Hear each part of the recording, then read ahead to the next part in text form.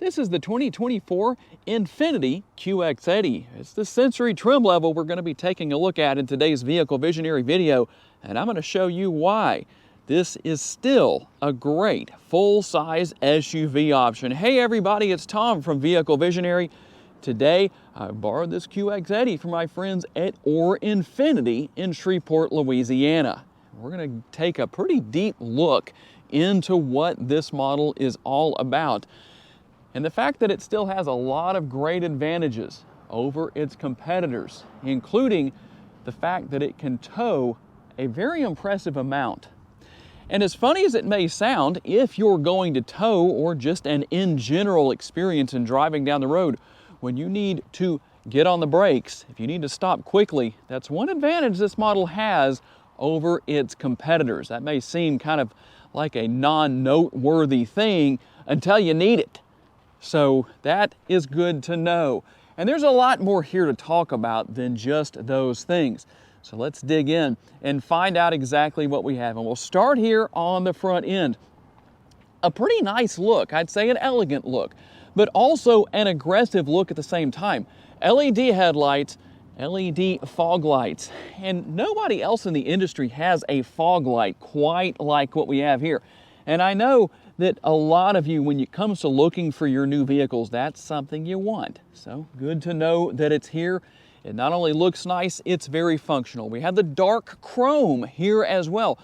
So here on this particular model, with this being an option, if you want something that looks a little different, this dark chrome will definitely do the job. It still looks high-end, maybe looks a little more modern than chrome such as what we have with the logo right here.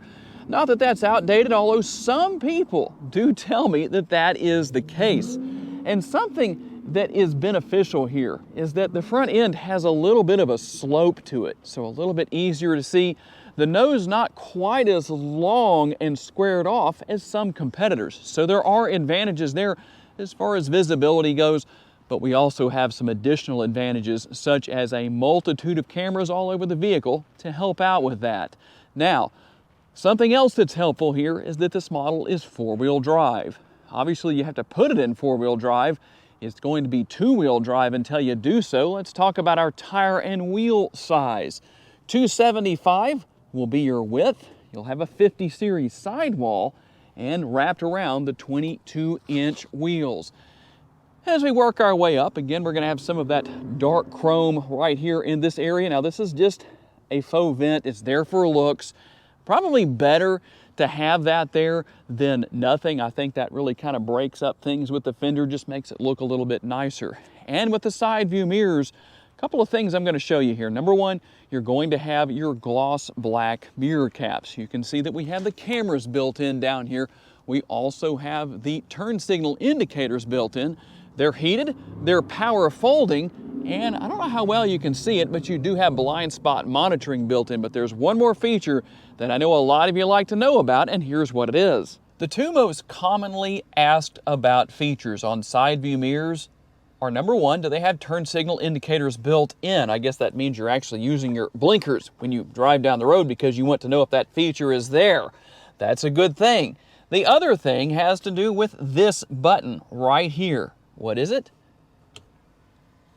Are these power folding side view mirrors. So if you need to fold these side view mirrors in for whatever reason, maybe getting into a tight parking space, maybe space is a little tight in the garage at home, it's good to know that that feature is here. And another advantage here, even without the assist steps right here, the QX80 is not that difficult to get in and out of. But having that there, well, does add a little bit of, I guess, sure-footedness to make it easier to get in and out. And we will have the, again, chrome door handles here.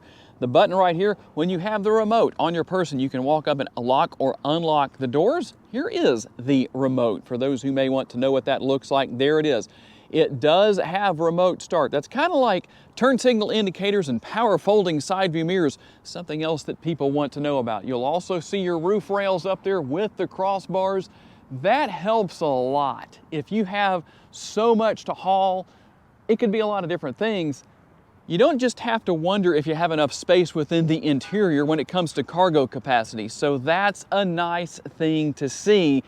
And we'll finish things off here. We're gonna have a little bit of that dark chrome right here with the Infiniti name right here. Obviously the logo in just the more traditional style chrome.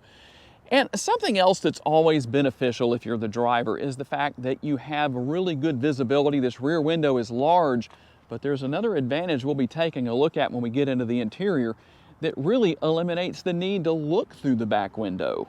And for those of you who are anti-turbocharger and anti-six-cylinder under the hood of your full-size SUVs, here's a great option. It's going to be a 5.6-liter V8, naturally aspirated, 400 horsepower and 413 pounds-feet of torque. It's mated to a 7-speed automatic transmission. And let's take a quick look at our MPGs here. Look on the window sticker. MPGs will come in at 13 city, 19 highway, 15 combined, and 6.7 gallons of gas per every 100 miles driven. On an SUV of this size, most people are not going to really be too worried about that. And one more thing, if you are wondering, something that people do wonder about that you often don't hear about in these videos. Number one, with the gas tank, you don't have capless fuel fill. It seems that a lot of people would rather not have capless fuel fill. But the other thing you might wonder about is how big is the gas tank? It's 26 gallons. And as I open the power lift gate back here, I'm gonna push the button right there. There's a few different ways you can do that, obviously, with the remote. There's a button on the interior as well. You can tow up to 8,500 pounds with this model. And another big advantage, in case you were curious, yes, it does have a spare tire. It's always good to know that. And you can see that the rear seats back here, everything is power.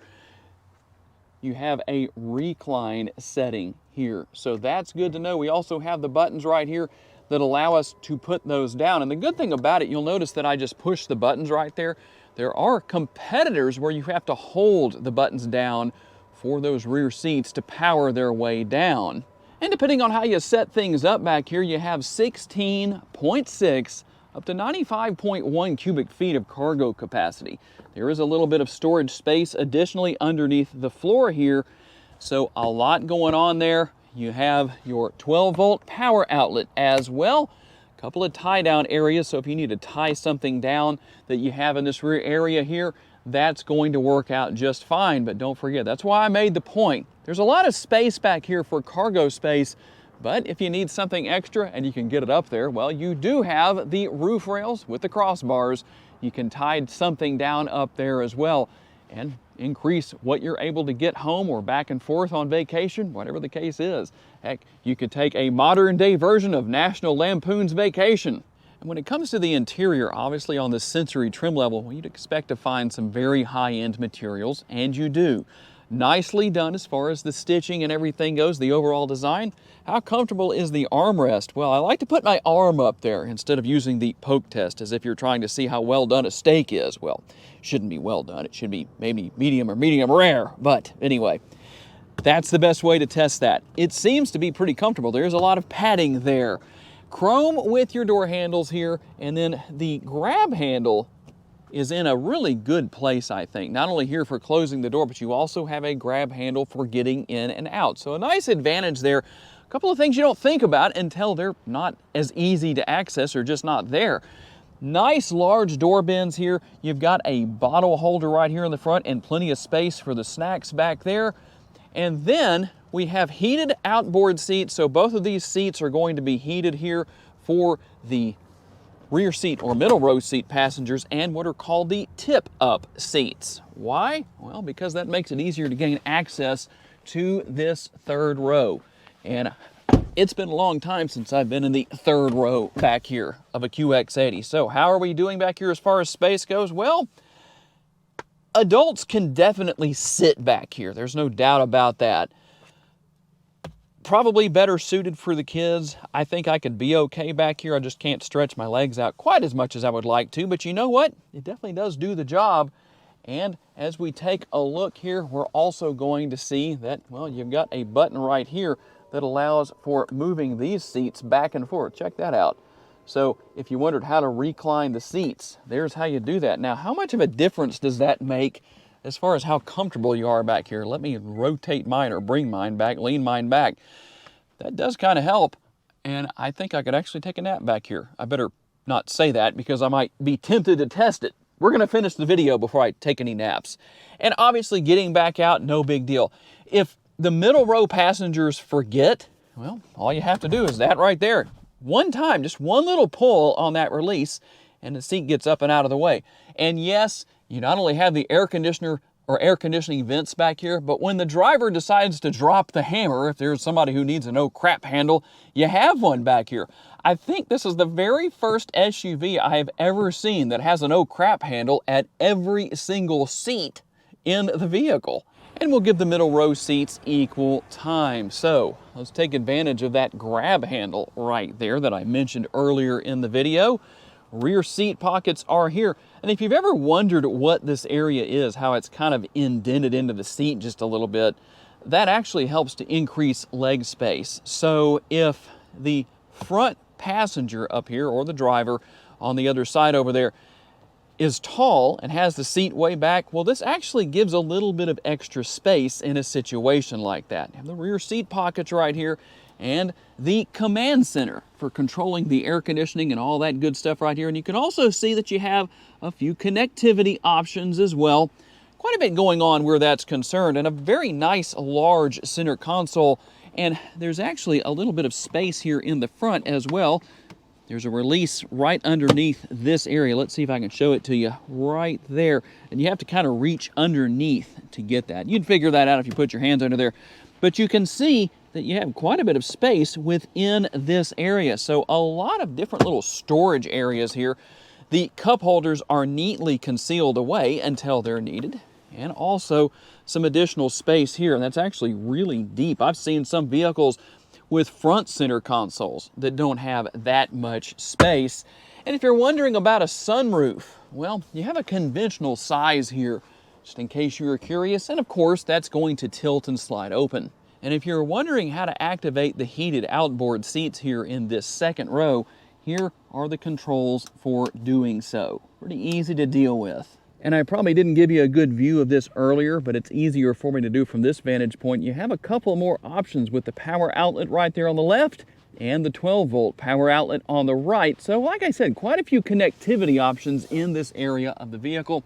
And don't worry, I heard those of you earlier in the video that said, Tom, when are you going to give us the price? Well, right now. So if you made it to this point in the video, you get to know the price. $93,850 for this particular model as it sits. Let's see what else you get for that price beyond what I've already shown you.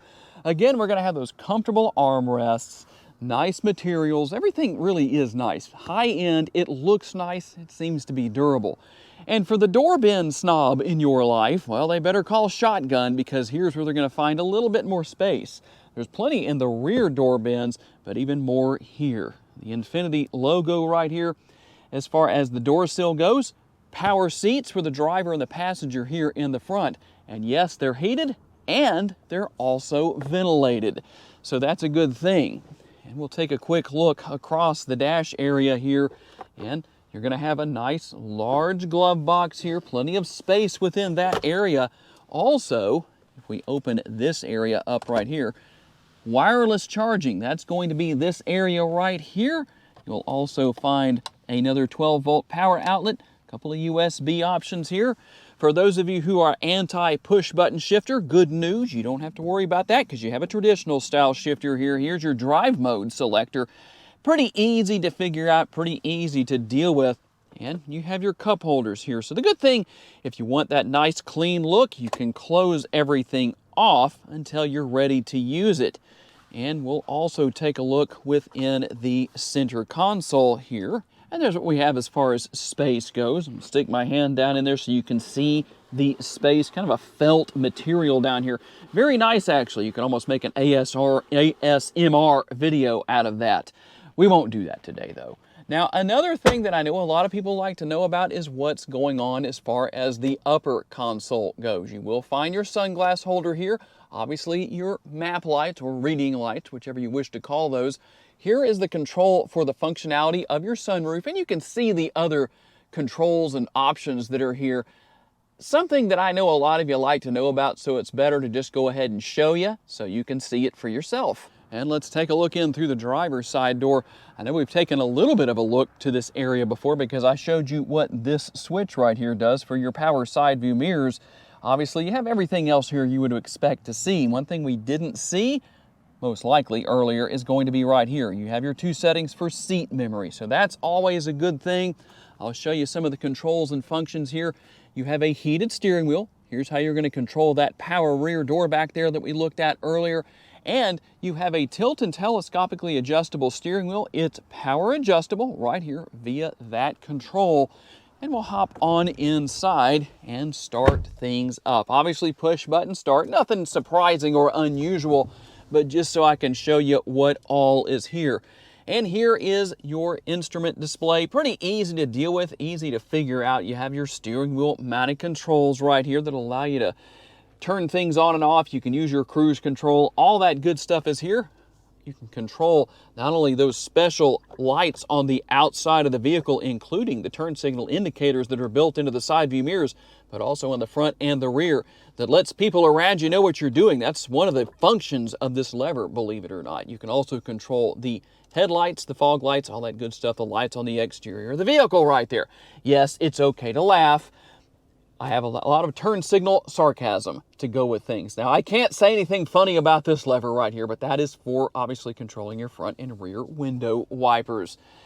And remember what I said earlier about those who may not want to look through the back window? Well, here's your option on that. Now, you can use this rear view mirror as a conventional mirror, but in the event that, well, you have something in that rear cargo area that obstructs your view, you have the ability to actually see from a completely different vantage point. And the good thing here, it does take a little bit of getting used to. I'm not going to lie to you about that, but once you get used to it, you're going to like it. You can adjust the angle and all that good stuff here. Once you're used to that, you actually can see a lot better with that camera than you can with the conventional rear view mirror. So that's a big advantage. And you do have a screen here that is a touch screen. However, if you are like Monk and you don't want fingerprints on anything, well, you have the control right here that allows you to go through everything depending on what you want to see or know about. You can deal with that. It's easy to deal with. You just use the controls down there. A pretty simple system to learn and use, I think. This is the first time I've used one of these in one of these models. I haven't really done any new QX80 videos, so there you go. If I can figure it out that easily, I believe you can too. And you also have your multiple camera views here. And so, depending on what you want to see, well, you can change your view right there. And you can see there's one of those views from those side view mirror cameras that I showed you earlier that are built into the side view mirrors. And so it makes things very easy and very convenient. And as far as just traditional controls go, well, you can control the radio right here, the volume. You can turn it on and off or change your stations right here. That makes things super simple. Your dual zone climate control here, and like I said earlier, there is the control for your heated seats and ventilation for the seats too for the driver's side. Obviously, you have the same thing over there on the passenger side. Dual zone climate control here in the front. So that makes things super simplistic. A really simple but effective interior here in the QX80. And one more safety feature I wanted to tell you about as I park the QX80. I probably don't need to tell you about it because you can see it on the screen right here and hear it going off. Okay, let's get out on the road for our quick test drive with this QX80. A very comfortable ride quality, at least by my experience. I say this a lot in my videos, so for those of you who watch regularly, I apologize if you have to hear it again, but to me, when it comes down to the test drive portion of these videos, it's really the least useful because it really comes down to what you're used to, what your expectations are, and really where you live. Because the roads where you live may be worse than what we have here in Northwest Louisiana. I know there's some areas that are, and there's definitely some places that have far better roads than what we have here and a lot of other places. And so, to me, I think that it has a very comfortable ride quality based on the fact that I'm not driving on the best roads around. Other people might have different opinions. It just depends on what your experience is and what you're coming from, what your current vehicle is and what you're used to. So that has something to do with it. You'll also find that obviously you have a lot of safety features here. I showed you that you have the blind spot monitoring built into those side view mirrors, those indicators in the mirrors themselves. You also have your lane keeping assist and lane departure prevention. All that kind of stuff is there. Pedestrian detection, it's all there. So quite a bit going on.